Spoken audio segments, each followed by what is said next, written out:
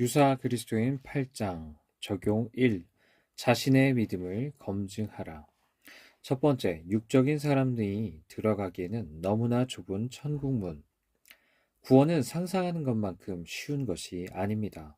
이것은 우리 주 예수 그리스도에 의해 입증됩니다.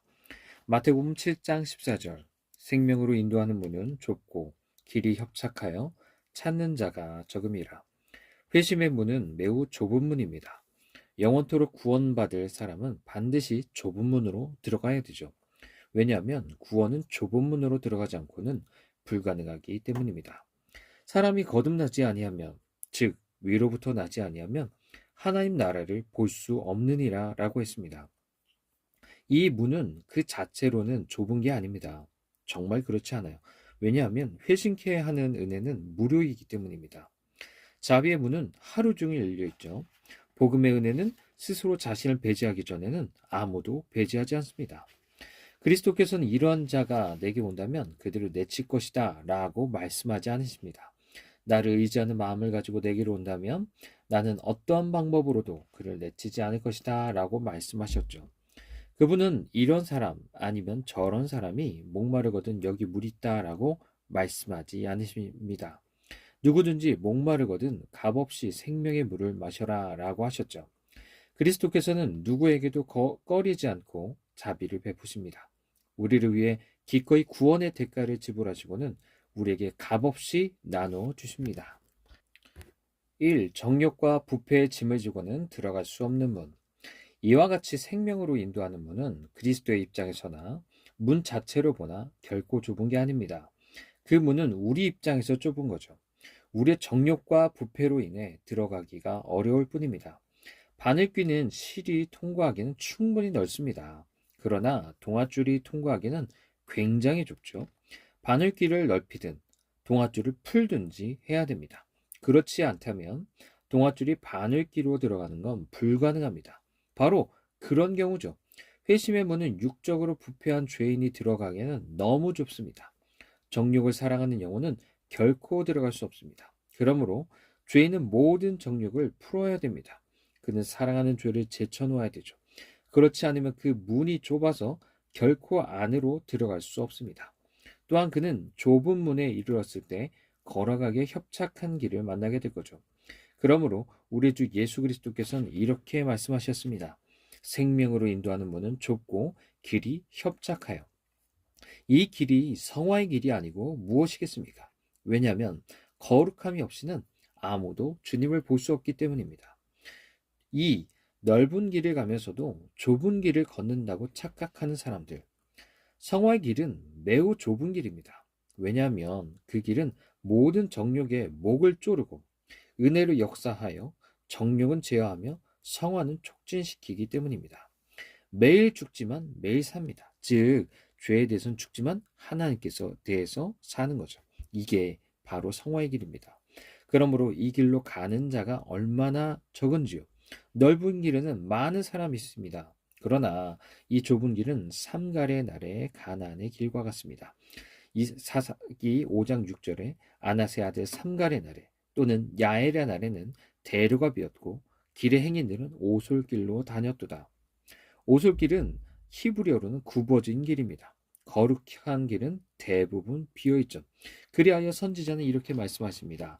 이사야 35장 8절 9절 거기에 대로가 있어 그 길을 거룩한 길이라 일컫는 바 되리니 깨끗하지 못한 자는 지나가지 못하겠고 오직 구속함을 입은 자들을 위하여 있게 될 것이라. 우매한 행위는 그 길로 다니지 못할 것이며 거기에는 사자가 없고 사나운 짐승이 그리로 올라가지 아니하므로 그것을 만나지 못하겠고 오직 구속함을 받은 자만 그리로 행할 것이며 깨끗하지 못한 자와 사자와 같은 사나운 짐승은 구분 길에 있을 겁니다. 오직 주의 구속함을 받은 사람들만이 주님의 길을 걸을 수 있을 겁니다. 그러므로 우리 주님 그리스도께서 생명으로 인도하는 문은 좁고 길이 협착하여 찾는 이가 적다고 말씀하신 건 이상한 일이 아닙니다. 많은 사람이 좁은 길을 걷는 것처럼 행동하지만 그들은 결코 좁은 문으로 들어온 적이 없죠. 많은 사람들이 좁은 문으로 들어온 것처럼 행세하지만 그들은 결코 좁은 길은 걷지 않습니다. 사람이 길을 잘못 택하여 멸망하는 건 매우 흔한 일입니다. 즉, 지옥에 이르는 길을 가면서도 마침내는 천국에 이르기를 바라는 거죠. 앞서 말씀드렸던 20가지의 사례 길은 파멸로 인도하는 길이지만요. 많은 사람들이 그 길을 선택하고 구원의 길인 줄로 알고 걸어갑니다. 죽음의 길을 선택함으로써 드러내놓고 하나님을 모독하고 죄를 짓는 많은 사람들이 멸망하는 것처럼 많은 형식적인 고백자들이 생명의 길을 잘못 선택하여 멸망에 이릅니다. 우리 주는 그리스도께서 말씀하셨습니다. 찾는 자가 적음이라. 누가복음 13장 24절도 분명히 그걸 의미하죠. 즉, 많은 사람들이 찾지만 많은 사람들이 들어가기를 구하지만 들어갈 수 없습니다.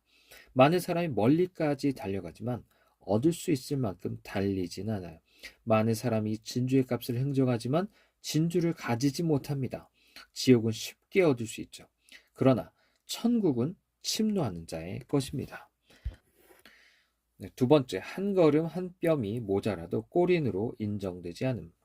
많은 사람이 천국에 이른 길을 멀리까지 갔더라도 길을 잘못 갔다면, 그렇다면 길을 다 가지 못한 그들은 결국 어떻게 되겠습니까? 유사 그리스도인이 멸망당한다면 전혀 그리스도인이 아닌 자는 어떻게 되겠습니까? 그리스도를 소유하고 신앙 고백하며 그리스도를 위해 많은 죄를 벌였던 사람도 저주받게 될 겁니다.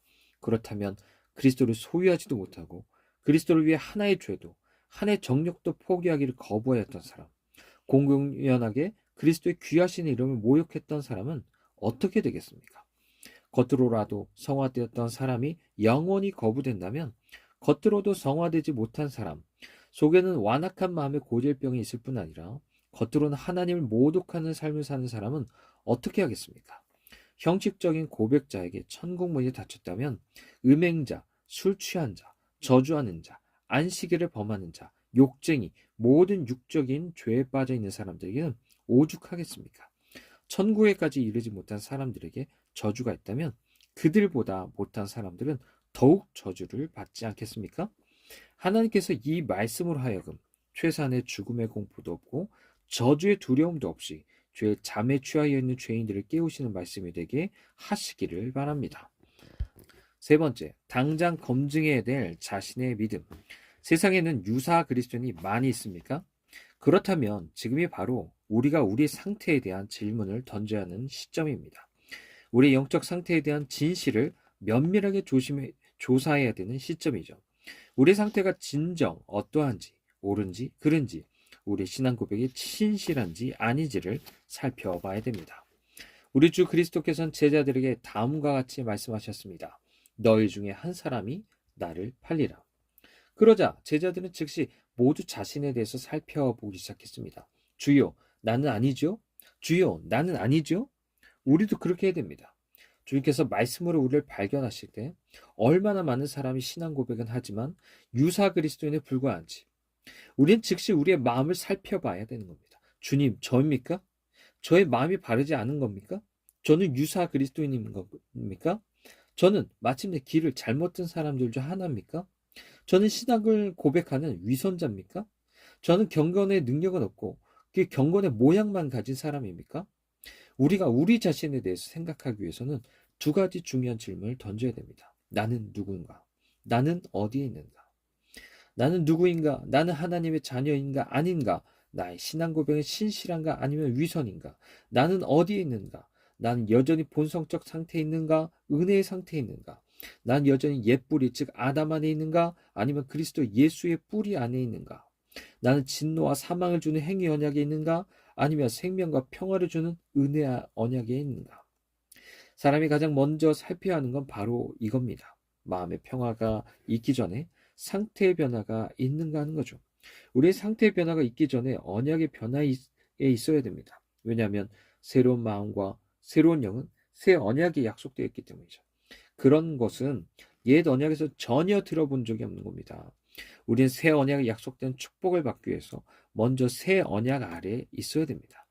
우리는 새 언약의 마음을 받기 전에 먼저 새 언약의 상태에 있어야 됩니다. 옛 언약으로부터는 아무런 자비도 용서도 변화도 회심도 은혜도 받지 못하죠. 그러므로 우리는 나는 어디 있는가를 가장 먼저 물어야 됩니다. 왜냐하면 우리가 어디에 있는지를 모른다면 우리는 우리가 누구인지도 모르기 때문이죠. 우리가 누구인지 모른다면 우리가 정녕 어떤 존재인지, 즉 진짜 그리스도인인지도 모르기 때문입니다. 그러므로 저는 신앙 고백자인 여러분에게 이 의무를 행하라고 간절히 간청하는 바입니다.